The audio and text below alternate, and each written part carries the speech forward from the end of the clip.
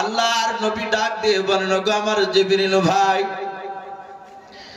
বলে আল্লাহর সাথে বান্দার কোন জিনিসগুলো হক আছে তুমি আমাকে একটু খুলে বলাও। হযরত জিবরিল আলাইহিস সালাম ডাক দিয়ে বলে, গো আল্লাহর নবীজি, দুনিয়ার বুকে মানুষের সঙ্গে আল্লাহর হক যেমন 5 ওয়াক্ত নামাজ পড়া, এটা আল্লাহর সাথে বান্দার হক। আল্লাহর নবীকে বলেন, নবী গো, রোজা ফরজ যে মানুষের উপর হয়েছে, আল্লাহ ফরজ করেছেন, বলে হ্যাঁ, এই রোজাটা বান্দার সাথে আল্লাহর হক রয়েছে। কারো উপর যদি হজ ফরজ হয়, হজ বাবজি আদায় করাটা এটা বান্দার সাথে আল্লাহর হক। ও আল্লাহর নবী শুনে নেন, দুনিয়ার বুকে কোনো বান্দা যদি আল্লাহর হক আদায় করে যদি না যেতে পারে, আমার আল্লাহ কিয়ামতের ময়দানে তাকে maaf করে দিতে পারেন। বলুন সুবহানাল্লাহ। রাসূল সাল্লাল্লাহু আলাইহি ওয়াসাল্লাম বলেন, জিবরিল ভাই, আল্লাহর হক আদায় করে না যেতে পারলে আল্লাহ কিয়ামতের ময়দানে maaf করে দিবেন? বলে হ্যাঁ। বলে আল্লাহ ইচ্ছা করলে তাকে maaf করে দিতে পারে। নবী বলেন, ওগো জিবরিল ভাই, আরেকটু আমাকে তুমি খুলে বলো।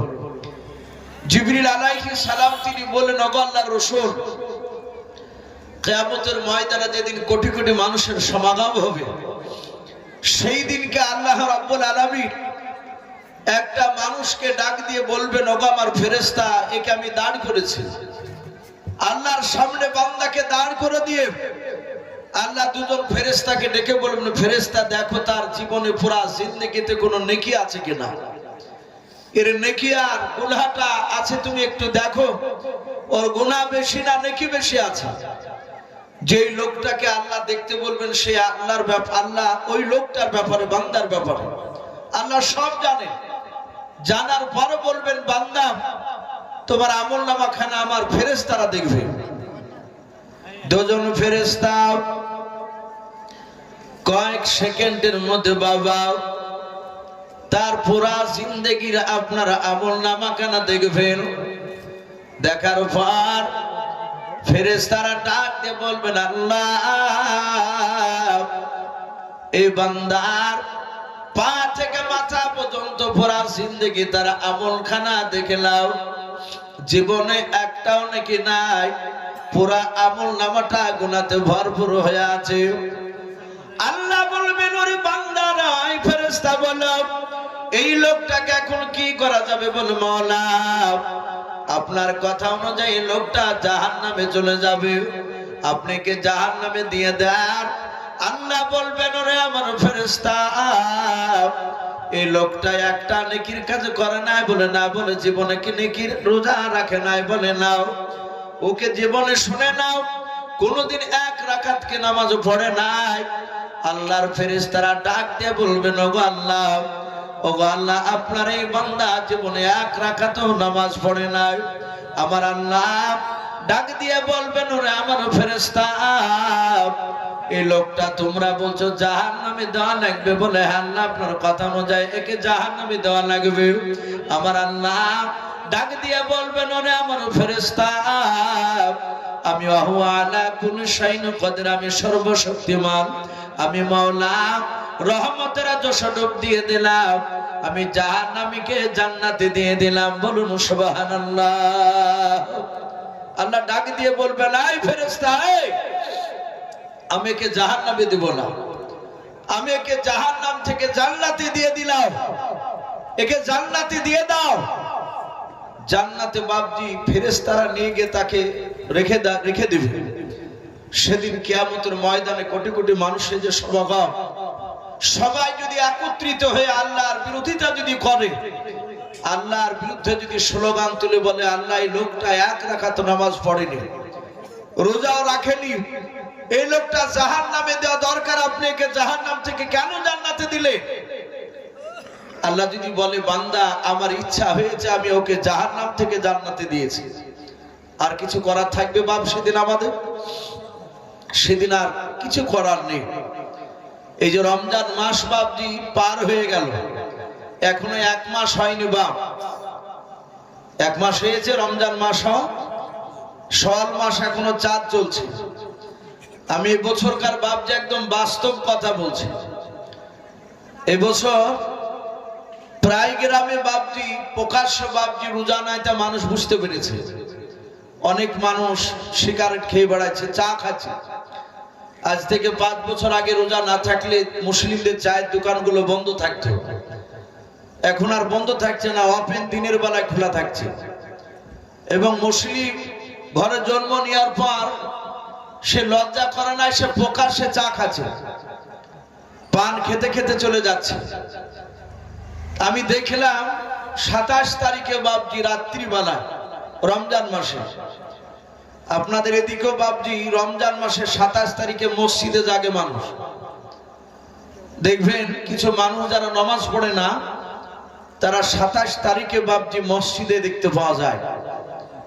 আমি নামাজ পড়ে ওই 27 তারিখে বাবজি ছোট্ট একটা বাবজি দোয়ার মজলিস করে, ওই মারহুম মান্নান, আব্দুল মান্নান সাহেব যে ইন্তেকাল করেছে এমপি, আপনারা অনেকে চিনেন ওনাকে, ওনার মাগফিরাতের কামনা করে বাবজি সেদিন আবার জালসা দিয়েছে বাড়িতে। আমাকে দাওয়াত করেছে যে ইসু সাহেব আপনাকে এসে আমার আব্বার জন্য দোয়া করতে হবে। আমি বললাম ভাই ওই তারিখে তো যাইতে পারিনি আমি কোথাও। তো বলে আপনি রাত্রি 12টাতে আসলে হবে, কমসে কম আধ ঘন্টা এসে আপনি একটু শুধু দোয়াটা করে যাবেন, আমার মা আপনার দোয়া খুব শুনেই উঠবে। তো বাবজি আমার মসজিদে বাবজি মিনিট করে কথা বলে আমি ওখানে যাব। আমি যাহাতে কথা শুরু করেছি, আমার অনেক ভক্ত মুসল্লি তারা প্রায় মানুষই ভালোবাসে। একটা যুবক ছেলে বাবজি আমাকে ইশারা করে আর একটা যুবককে দেখাচ্ছে। আর আমি যেখানে বাবজি নামাজ পড়াই, জুম্মার তারাবি পড়াই, প্রায় দীর্ঘ বাবজি প্রায় 19 বছর চলছে আমার ওখানে। তাহলে 19 বছর যেখানে নামাজ পড়াচ্ছি, ওখানকার প্রতিটা মানুষ তো বাবজি আমার চেনা দরকার। আমি নামও জানি সবার, ওরা যেমন আমাকে খুব ভালো জানে, আমিও ওদেরকে বাবজি ভালো করে চিনি। তা আমাকে দেখাচ্ছেন যে ইসুফ সাহেব দেখেন, দেখেন মানুষ রোজা রাখে না, ও আপনার পেছনে আজকে তারাবি পড়তে হয়েছে 27 তারিখে, মানে ও রাত জাগবে। তাহলে এই যে মানুষটাকে বাবজি ইশারা করে দেখাচ্ছে, ও কিন্তু লজ্জা পেয়েছে। আচ্ছা বলে এই ইশারা করে দেখে একটা টোন কাটানো, তাকে দেখে যে বাবজি একটা ইয়ের কি করা, এটা শরীয়তে বাবজি এটা অনুমতি দেয়নি। আমি বললাম যে ভাই দেখুন ওনাকে আঙুল দিয়ে দেখেন, উনি এসেছেন আলহামদুলিল্লাহ, ও রোজা রাখে না, তারাবি পড়তে আসে না, আমিও জানি আপনারাও জানেন, কিন্তু হেদায়েতের মালিক হচ্ছেন আমার আল্লাহ। এই লোকটা আজকে এসেছে, সে লোকটা পরিবর্তন হতে পারে, তো পারে কি পারে না কথা বলে। একটা বেনামাজি মানুষ সে নামাজি হতে পারে, সারা জীবন মদ খাচ্ছে, আল্লাহ হেদায়েত করলে বাবজি সে মসজিদে ঢুকে সে আর বেদিন হবে না, সে আর নামাজ ছাড়বে না, এরকম বান্দা অনেক রয়েছে। আল্লাহ রাব্বুল আলামিন বাবজি বলা হয়েছে যে আপনার কিয়ামতের ময়দানে বিশ্ব নবীকে বলেন, ওগো নবী, আল্লাহর কোন বান্দা দুনিয়ার বুকে যদি 1 রাকাতও যদি নামাজ না পড়ে আসে, আল্লাহর কোন হক যদি সে পুরা করে না দিতে পারে, আল্লাহ ইচ্ছা করলে কিয়ামতের ময়দানে তাকে মাফ করে দিতে পারে। এই জন্য বাবজি একটা মানুষ নামাজ না পড়লে তাকে বেঈমান কাফের আপনি বলতে পারবেন না। সে যদি নামাজ না পড়ে তাকে আপনি আদবের সহিত তাকে বুঝান, তাকে বলে, এমন করে বলবেন না যে আপনার কথাতে সে আঘাত পাবে। তাকে বাবজি সুন্দরভাবে হিকমতের সহিত আপনি কথা বলেন। আল্লাহ রাসূল সাল্লাল্লাহু তাআলা আলাইহি ওয়াসাল্লাম বিশ্ব নবী হিকমতের সহিত বাবজি অনেক কথা বলেছে। যে সমস্ত আমাদের বিদেশি মেহমান রয়েছে, আমাদের ডেলিগেট ফ্রি রয়েছে, খাবার রয়েছে, আপনারা একে একে গিয়ে খাবারটা খেয়ে আসুন। বিশেষ করে আমরা জানি যে আল্লাহ তাআলা আমাদের সকলকে হক কথা বলার, হক পথে চলার জন্য আদেশ করেছেন।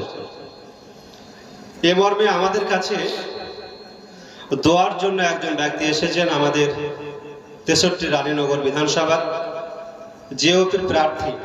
এটা রাজনৈতিক প্ল্যাটফর্ম নয়, কিন্তু মুসলিম হিসাবে, আজ মুসলিম সেই হিসাবে সকলের অধিকার আছে একজন ধর্মগুরুর কাছে, ধর্ম প্রতিষ্ঠানে দোয়া আশীর্বাদ নেওয়া।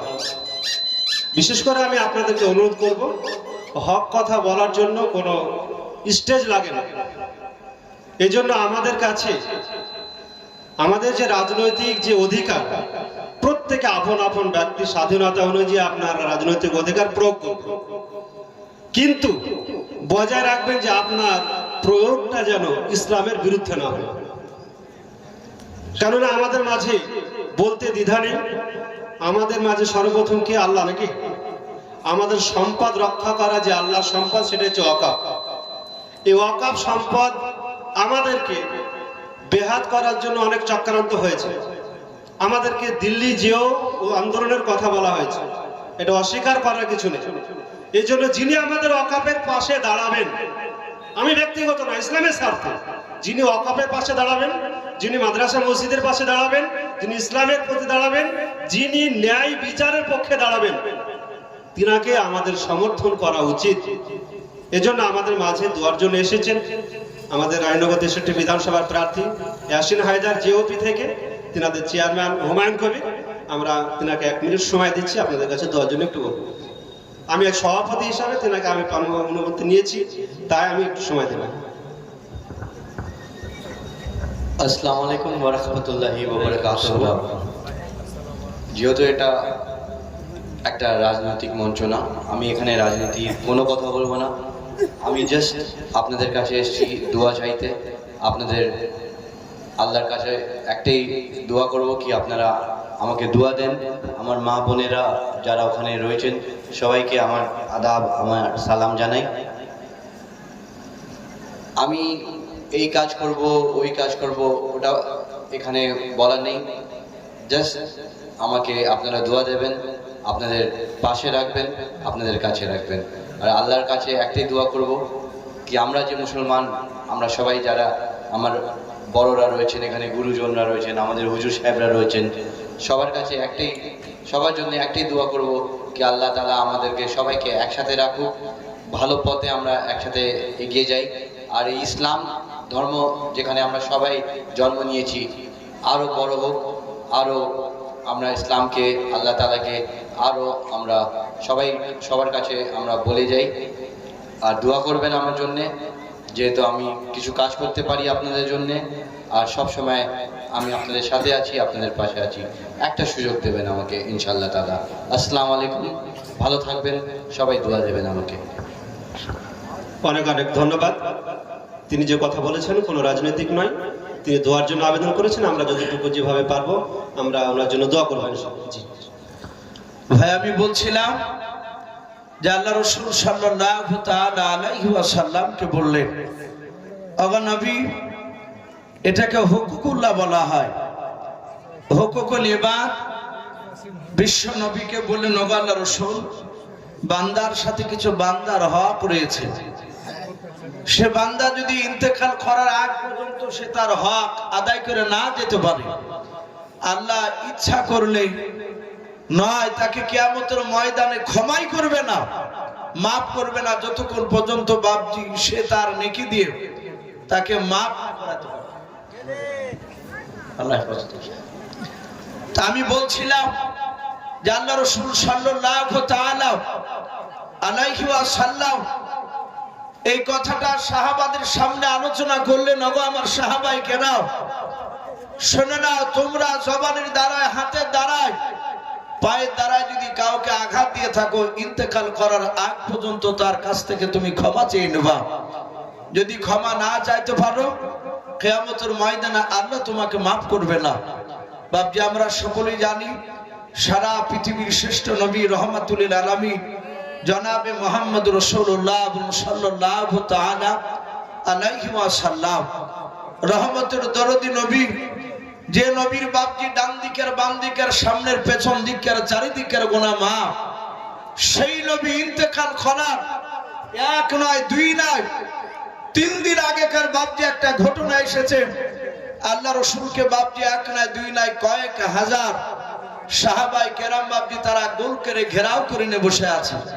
বাপজি আমরা উঠবো না বাপ, আর একটু কিছুক্ষণ বসি বাপ, জানি রাত্রি দেখেন 12টা পার হয়ে গিয়েছে, এতক্ষণ জালসা বাপজি শেষ হওয়ার কথা ছিল। আমাকে বলছিলেন বাবর আলী ভাই যে ভাই আপনাকে মোটামুটি 10টার দিকে উঠানো হবে। তো যাই হোক, আকাশের পরিস্থিতি বাপজি ভালো ছিল না বলে হয়তো টাইমটা বাপজি একটু চেঞ্জ হয়ে গিয়েছে। আমরা কিছুক্ষণ বাপজি বসি, আমরা কমসে কম আধ ঘন্টা তো বসি। বসে বাপজি আমরা সকলে একটা জান ভরে দোয়া নিব ইনশাআল্লাহ। কারো আব্বা, কারো মা, কারো দাদা দাদি অনেকে চলে গিয়েছে, তাদের সকলের বাপজি মাগফিরাতের কামনা করে বাপজি আজকে শেষ দোয়া হবে। আর আমরা শেষ দোয়া নিয়ে বাড়ি যাব, বলুন ইনশাআল্লাহ। তো ভাই আমি বলছিলাম আল্লাহ রাসূল সাল্লাল্লাহু তাআলা আলাইহি ওয়াসাল্লাম ইন্তেকাল করবেন তার 3 দিন আগেকার ঘটনা। রহমতের নবী শুয়ে আছেন, কয়েক হাজার সাহাবায়ে কেরাম বিশ্ব নবীকে বাপজি গোল করে ঘেরাও করে নিয়ে বসে আছে। সকলেই বাপজি রাসূলের চেহারার দিকে বাপজি তাকাচ্ছেন, যারা দেখতে পাচ্ছিলেন কাছে। সকলের চোখ দিয়ে ঝরঝর করে পানি ঝরছিল যে আমার বিশ্ব নবী রহমতের নবী দুনিয়ার বুক থেকে বিদায় নিয়ে চলে গেলে আমাদের দিনের রাহবার কে হবে, আমাদেরকে কে পরিচালনা করবে। আমার বিশ্ব নবীর সাহাবারা বাপজি সকলে কাঁদছিলেন, চেঁচিয়ে কাঁদছিলেন না।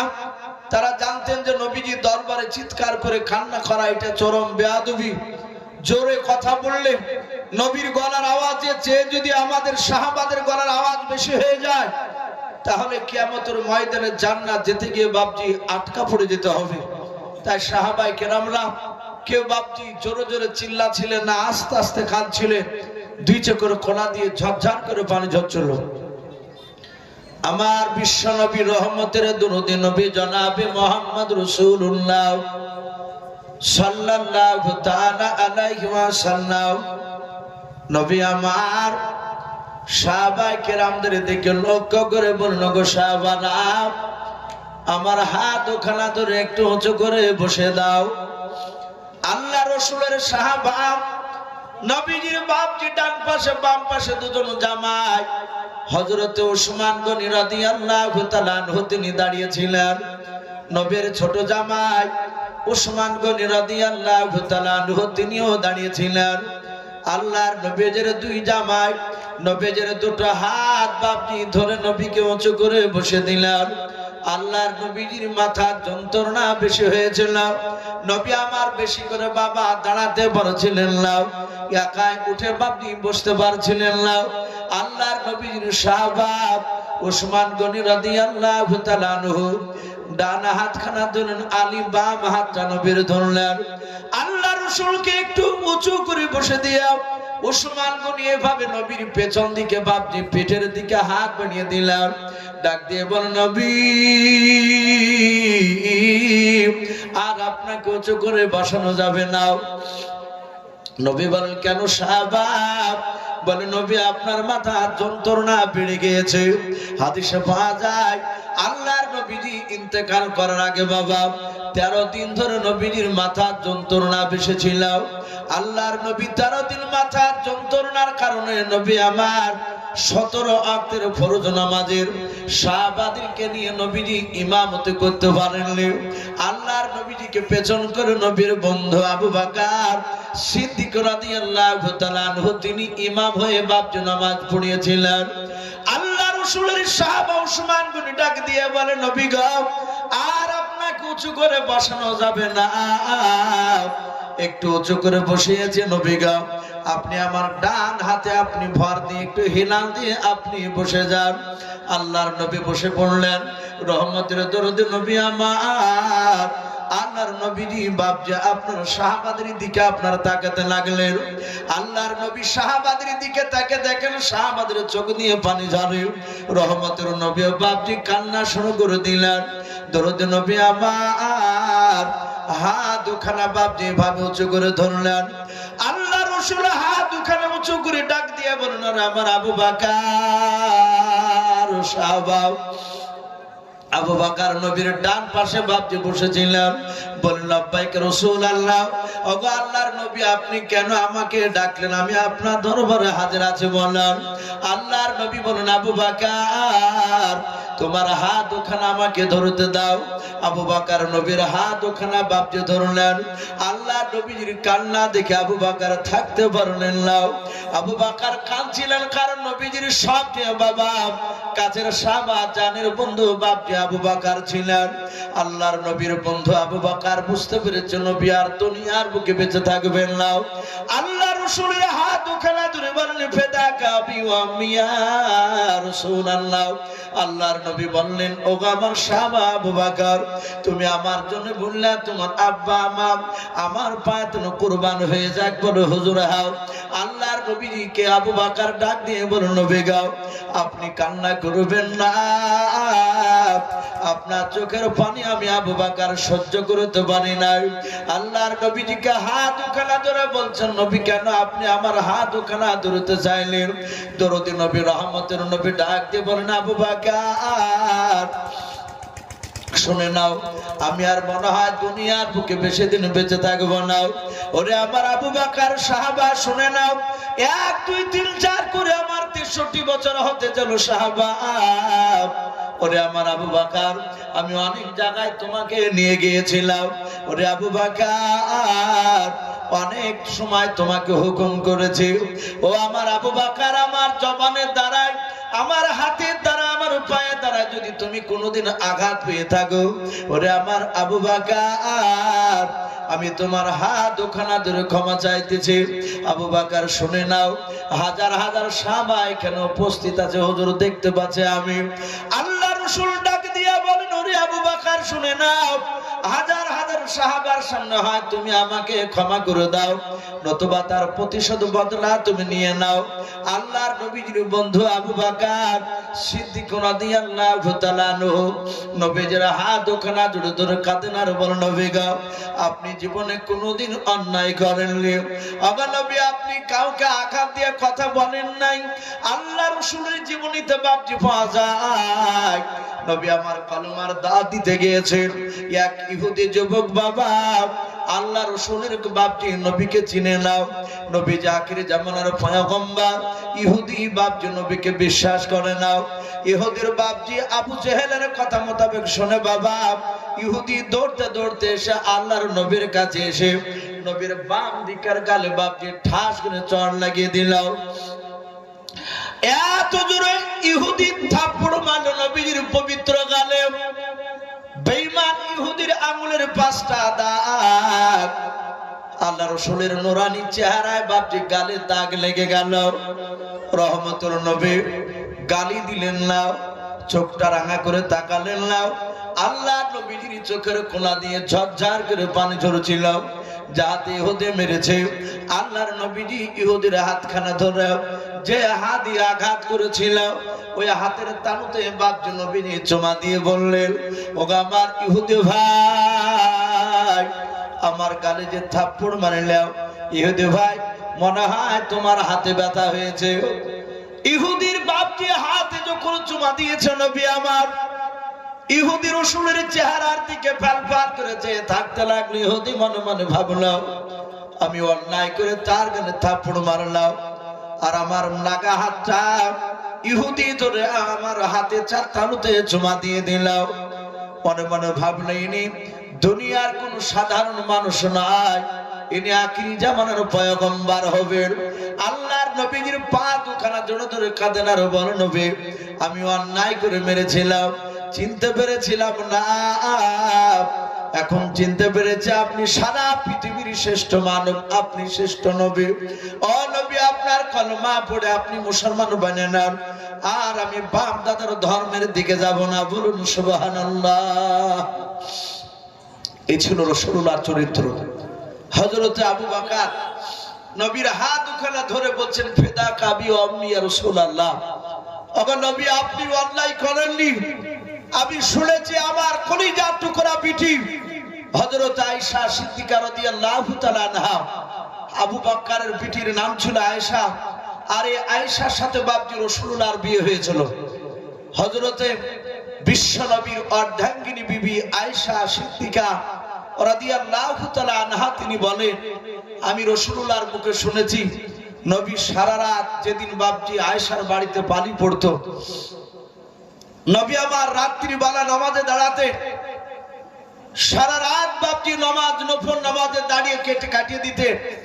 সকালবেলা দেখতেন হযরতে বিশ্বনবীর পাখানা বাপজি একটু ফুলে যেত, আমরা যারা ট্রেনে বাপজি লালবাগ বলেন আর বহরমপুর থেকে যে কলকাতা শিয়ালদাতে যায়, যারা সিট পায় না, পুরো রাস্তাটাই বাপজি দাঁড়িয়ে যদি যায়, সে চলে যেতে পারবে। দেখবেন কলকাতা নামার পরে তার জুতোটা টাইট হয়ে গেছে পায়ে, অটোমেটিক তার বোঝা যাবে যে তার পা ফুলেছে।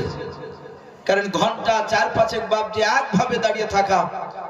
নবীজিও সারা রাত, কোন রাত বাপজি আপনার এশার নামাজের পর আর শুতেন না, ফজর পর্যন্ত বাপজি নামাজে দাঁড়িয়ে থাকতে।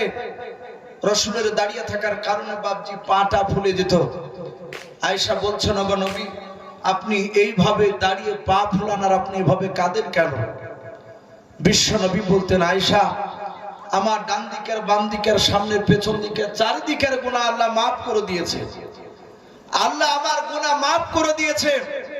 এই কারণে শুকরিয়া আদায় করার জন্য সারা রাত নামাজ পড়ি। জোরে বলুন সুবহানাল্লাহ। এটা নবী উত্তর দিয়েছিলেন আয়েশাকে। আজ আমরা একটা মানুষও বাপজি গ্যারান্টি দিতে পারবো না, আপনারাও পারবেন না, আমি মরণে সব আমিও পারবো না যে আমার জীবনে গুনাহ নাই। এই কথা বাপজি আমরা কেউ বলতে পারবো না। আমি জানি না আজ মানুষ বাপজি অনেকে ওয়াজ শুনতে আসে, যদি আল্লাহর কাছে মাকবুলিয়াত না হতে পারে, আল্লাহর কাছে প্রকৃতি যদি আলেম না হতে পারে, কিয়ামতের ময়দানে বাপজি সেদিন হয়তো পাকড়া হয়ে যেতে হবে। ওরকম আপনাদের মধ্যে সে হাল হতেও পারে। আবার হয়তো দেখা যেতে পারে আল্লাহ আপনাদেরকে, আমাকে, তার সঙ্গে সকলকে বাপজি হয়তো আল্লাহ ক্ষমা করে দিতে পারে। কিন্তু ক্ষমা যে করে দিবেন এটা গ্যারান্টি বাপজি আমাদের নেই। আমরা সকলেই গুনাহগার। আর বিশ্ব নবীর ডান দিকের বাম দিকের সামনে পেছন দিকের চারিদিকের গুনাহ মাফ।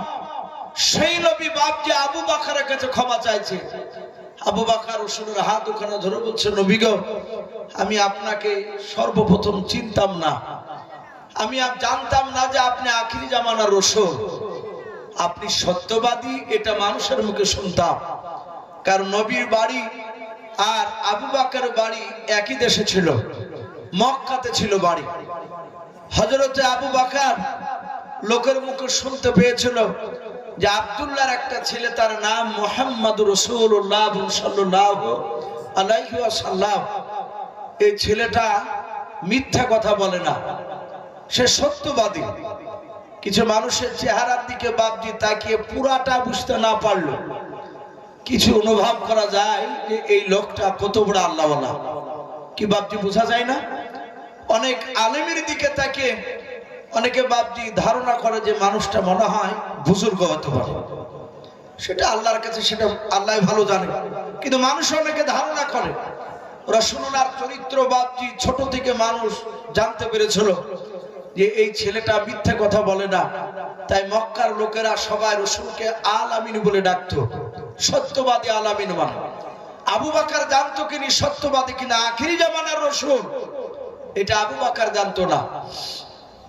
আবু বকরের জীবনীতে পাওয়া যায় উনি কাপড়ের ব্যবসায় করতেন, কাপড়ের ব্যবসা করতেন উনি। আমরা মুর্শিদাবাদের সবচেয়ে বাপজি জানি বড় হাট বেলডাঙ্গা। মানুষ বেলডাঙ্গাতে অনেকেই যায়। আমরা রাসূলুল্লাহর জামানায় মক্কা নগরে বাপজি আরবের বুকে সবচেয়ে দুটো বড় হাট ছিল। একটা বড় হাটের নাম ছিল সিরিয়া, সিরিয়াতে মক্কার লোকেরা ব্যবসা করতে যেত। দ্বিতীয় আরেকটা হাট, সে হাটটার নাম ছিল বাপজি শাম দেশ।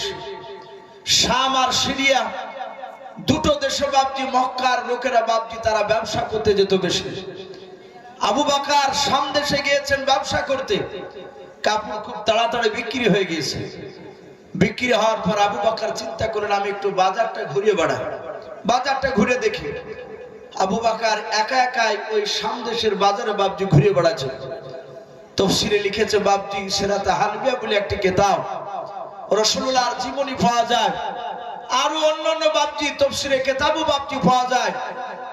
এক ইহুদির বাপজি বড় আলেম, এখনো খ্রিস্টান গির্জায় যারা ইমামতি করে তাদেরকে পাদ্রী বলা হয়। মসজিদে যেমন আমাদের ইমামতি যারা করে তাদেরকে মাওলানা বলে, অনেকে কারি সাহেব বলে, অনেকে ইমাম সাহেব বলে। তো খ্রিস্টান গির্জায় যারা নামাজ পড়ায় ওদেরকে বাপজি পাদ্রী বলা হয়। আর পাদ্রীরা ইহুদির বড় আলেম। তো এক ইহুদির আলেম তাওরাত কিতাবখানা বাপজি বুকে করে নিয়ে ওই শাম দেশের বাজারে ও ঘুরে বেড়াচ্ছে। ও হেঁটে বেড়াচ্ছে। যখনই বাপজি আপনার আবু বকর পাশ কেটেছে, আবু বকর ইহুদির আলেমটা নাম কেতাবে লিখেছে বুহাইরা রহিম। এই বুহাইরা রহিম বলে নাম, ইহুদির সে পণ্ডিত বুকে করে তাওরাত খানা নিয়ে বাপজি হাঁটছিল, যাহাতে আবু বকর পাশ করেছে। ইহুদির আলেমটা ডাক দিয়ে বলে, ভাই যুবক তুমি দাঁড়িয়ে যাও। ইহুদির আলেম বাপজি আপনার দাঁড়াতে বললো আবু বকরকে। আবু বকর তিনি দাঁড়িয়ে পড়লেন। ইহুদির আলেমটা আবু বকরের সামনে দাঁড়িয়ে যাওয়ার পর কিতাবখানা বাপজি তাওরাত কিতাবটা খুলে আবু বকরের পা থেকে মাথা পর্যন্ত কয়েকবার তাকানোর পর ইহুদির আলেম ডাক দিয়ে বলেছিল, ভাই তোমার নাম কি? আবু বকর। হযরত আবু বকর বলে, ভাই আমার নাম আবু বকর। আবার ইহুদির আলেম ডাক দিয়ে বলে, ভাই আবু বকর তোমার আব্বার নাম কি? আবু কুহাফা। আবু বকর বলে, ভাই আমার আব্বার নাম আবু কুহাফা। ডাক দিয়ে বলেছিল, ভাই রে তোমার বাড়ি কোথায়? বলে, আমার বাড়ি মক্কা নগরে। আবু বকর বলে, ইহুদির পণ্ডিত, ভাই তোমার বাড়ি কোথায়? বলে, আমার বাড়ি হচ্ছে ওই মদিনায়, যেটাকে ইয়াসরিব বলে বাপজি সেই সময় মানুষ চিনত। আল্লাহর নবীজি মক্কা থেকে ওই ইয়াসরিব দেশে যখন হিজরত করে গিয়েছিলেন, আল্লাহর নবী ইয়াসরিব দেশে পা দেওয়ার পর ওই দেশটার নাম হয়েছিল মদিনা। বলুন সুবহানাল্লাহ। সারা পৃথিবীর মানুষ বাপজি মদিনা বলে জানে। আল্লাহর নবীজি নাই। আবু বকর ডাক দিয়ে বলল, ভাই তোমার বাড়ি মদিনায়? বলে, হ্যাঁ। বলে, আমার বাড়ি মক্কায়। বলে, হ্যাঁ।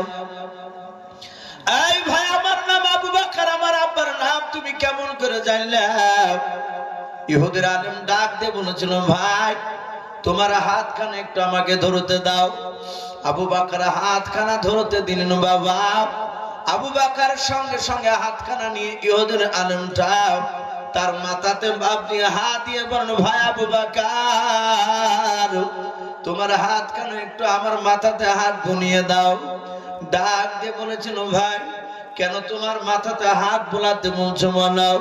ওই ইহুদির আলেম ডাক দিয়ে বলো, ভাই আবু বকর একটু তোমার পেছন দিকের জামাটা একটু উঠাও, তোমার পৃষ্ঠ মোবারক খানা দেখতে চায়। বলে, কেন?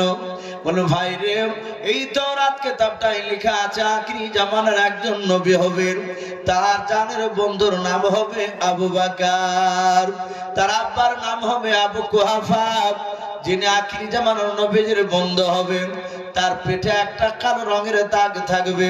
ও ভাই আবু বকর দয়া করে তোমার জামাটা একটু উঠা, আমি তোমার পিঠটা আমি একটু দেখবো কালো রঙের দাগ আছে কিনা। আবু বকর বলে, আমি তোমার কাছে আমি আমার জামাটা উঠাবো না, আমি আমার পৃষ্ঠ মোবারক খানা তোমাকে দেখাতে চাই না। ইহুদি আলেমটা বলেছিল, ভাই রে তোমার এই হাতটা আমি মাথায় দিয়ে দিলাম, এই হাত দিয়ে তোমার বিশ্ব নবী পয়গম্বর বরকতে হাত তুমি অনেকবার তুমি স্পর্শ করবা, তুমি নবীর বন্ধু হবা। আল্লাহর নবীজিকে দেখতে না পেলে নবীর বন্ধুর হাতখানা মাথায় দিয়ে নিলাম। বলুন সুবহানাল্লাহ। ও বাপজি ভাইরা, সেই আবু বকর ডাক দিয়া বলে, নবী গো আমি আপনাকে সর্বপ্রথম চিনতে পেরেছিলাম না। ওগো দরুদ নবী রহমতের নবী পয়গম্বর, আপনি আমাকে ক্ষমা করে দেন, আপনি কোনোদিন অন্যায় করেননি আমার কাছে। আল্লাহর নবী বলেন, আবু বকর আমি তোমাকে ক্ষমা করে দিয়েছি। আবু বকর, আবু বকর তুমি আমাকেও ক্ষমা করে দাও। আবু বকর বলো, হুজুর আমি আপনাকে অন্যায় আপনি করেননি, তবু ক্ষমা করে দিলাম। আল্লাহর নবী বলেন, আবু বকর বসে যাও। আবু বকর বাপজি বসে পড়লেন। রহমতের নবী দরদি নবী আমার দু হাত দুখানা বাপজি আকাশের দিকে উঁচু করে ধরলেন। ডাক দিয়ে বলেন, ওমর, ও ওমর সাহেব তোমার হাত দুখানা আমাকে ধরতে দাও। হযরত ওমর ইবনুল খাত্তাব রাদিয়াল্লাহু তাআলা আনহু আল্লাহর নবীজির বাপজি বাম পাশে তিনি দাঁড়িয়েছিলেন, আল্লাহর নবীজির হাত ওখানা বাপজি ধরলেন। ওমর ডাক দিয়ে বলল, নবী আপনি আমার হাত কেন ধরতে চাইলেন বললেন। আল্লাহর নবী বললেন, রে আমার ওমর, আমি আর তোমার পয়গম্বর দুনিয়ার বুকে বেশি দিন বেঁচে থাকবো না। ওরে আমার সাহাবা ওমর শুনে নাও, আমার হাতে দাঁড়ায়, পায়ের দ্বারা, জবানের দ্বারা যদি তুমি কোনো আঘাত পেয়ে থাকো, ওরে আমার সাহাবা ও ওমর তুমি আমাকে ক্ষমা করে দাও, নতুবা তার প্রতিশোধ বদলা তুমি নিয়ে নাও। হযরত ওমর বিশ্ব নবীজির পা দুখানা জুড়ে জুড়ে কাঁদেন আর বলেন, ওগো নবী আপনি অন্যায় করেননি নবী, আমি আপনার কাছে অন্যায় করেছিলাম নবী, যেদিন আপনাকে আমি চিনতে পেরেছিলাম না ও দরদি নবী, সেই দিনকে আমি ওমর ওলঙ্গা তলোয়ার হাতে করে নিয়ে নবী আমি আপনার মাথা কাটতে গিয়েছিলাম, আমি আপনার কোরআনের কথা শুনেছিলাম, আপনার চেহারাখানা দেখে নবী আমি কলমা পড়ে নিয়েছিলাম। ও নবীজি কলমা পড়ার আগে আমি আপনাকে মারতে গিয়েছিলাম, দরদি নবী আপনি অন্যায় করেননি। ও নবী আমি আপনার সাহাবা ওমর আমি অন্যায় করেছি, আপনার পা দুখানা ধরে ক্ষমা চাই, ও নবী আপনি আমাকে ক্ষমা করে দেন। আল্লাহ রাসূল ওমরের হাত দুখানা ধরে বলেন, ওমর আমি দুনিয়ার বুকে বদলা নিতে আসি নাই ওমর, আল্লাহ কোরআনে বলেছেন আমা আরসালনাকা ইল্লা রাহমাতান লিল আলামিন, আমার আল্লাহ বলেন আমি রহমতের ভান্ডার থেকে রহমতের নবী দুনিয়ার বুকে পাঠিয়েছি। আল্লাহর নবীকে ডাক দিয়ে নয়, নবীজি ওমরকে ডাক দিয়ে বলেন, ওরে আমার ওমর সাহাবা আমি সেই দিন ক্ষমা করে দিয়েছি যেদিন তুমি আমার কাছে তুমি কলমা পড়ে নিয়েছো। ওমর বলে, নবী আমি আপনাকে ক্ষমা করে দিয়েছি, আপনি অন্যায় করেন নাই। আল্লাহর নবী বলেন, ওমর তুমি বসে যাও। ওমর বসে পড়লেন। উসমান গনি রাদিয়াল্লাহু তাআলা আনহুর হাত দুখানা ধরে ক্ষমা চাইলেন, আলী রাদিয়াল্লাহু তাআলা আনহুর হাত দুখানা ধরে ক্ষমা চাইলেন। ও বাপজি ভাইরা, আল্লাহর নবীজির চারিদিকে বাপজি 3 থেকে 4 হাজার সাহাবা বসেছিল, কয়েক হাজার সাহাবা বাপজি বসা ছিল। হযরতে আবু বকর তিনি দেখেন না না এইভাবে নবীজিকে একা করে সাহাবার কাছে ক্ষমা চাইতেন, ক্ষমা নিতে দেওয়া যাবে না। আল্লাহর নবী যদি এইভাবে প্রতিটা সাহাবার কাছে মাপ চায়, এটা আল্লাহর নবীজিকে আমাদের অপমান করা হবে, নবীজিকে বেয়াদবি করা হবে। বলে না না, কারণ আল্লাহর নবী তো অন্যায় করেন নাই, আমার বিশ্ব নবী দরুদ নবী রহমতের নবী আমার তার বন্ধু আবু বকর সিদ্দিক রাদিয়াল্লাহু তাআলা আনহু আর থাকতে পারলেন না। আল্লাহর নবীর সামনে দাঁড়িয়ে হাত দুখানা ধরে বল, নবী ও নবী যে বেয়াদবি হলো মাফ করবেন। ওগো নবী আপনার সবচেয়ে সাহাবার মধ্যে সবচেয়ে কে বড় সাহাবা? আল্লাহর নবী বলেন, ওরে আমার আবু বকর শুনে না, আমি পয়গম্বর জনাবে মুহাম্মদ রাসূলুল্লাহ সাল্লাল্লাহু তাআলা আলাইহি ওয়াসাল্লাম বলেছে আবু বকর সবচেয়ে দামি সাহাবা। আবু বকর বলে, নবী গো আপনার কথা মোতাবেক সবাই বড় সাহাবা বলে আমাকে মানে। ও নবী আমি সবার সাহাবার সবারই পক্ষ থেকে নবী গো আমি আপনাকে ক্ষমা করে দিলাম। ওগো নবী আপনার আর কারো কাছে ক্ষমা চাওয়া লাগবে না। ওগো রহমতের নবী আপনি দয়া করে সবাইকে একবার মাফ করে দেন। আল্লাহর নবী বলেন, ওগো সাহাবা যা আমি তোমাদের সবাইকে মাফ করে দিলাম। রহমতের নবী যখন মাফ করে দিলাম বললেন, আর সাহাবারা সবাই বাপজি বসে বসে বাপজি হাসতেছিলেন, যাহা আল্লাহর নবী আমাদেরকে মাফ করে দিয়েছেন, আমাদের হাত ধরে ক্ষমা চাওয়া লাগবে না।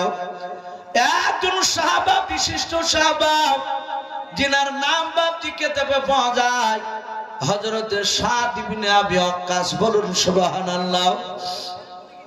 আল্লাহর নবীর সাহাবা সাদ ইবনে আবি ওয়াক্কাস সাহাবার মাঝ থেকে বাবা হাত কানা উঁচু করে দাঁড়িয়ে ডাক দিয়ে বলেন, ওগো আল্লাহর নবী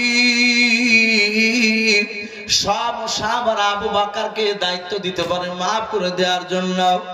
ও নবী আমি আপনার সাহাবা সাদ ইবনে আবি ওয়াক্কাস আমি আবু বকরকে আমি অনুমতি দিই নাই।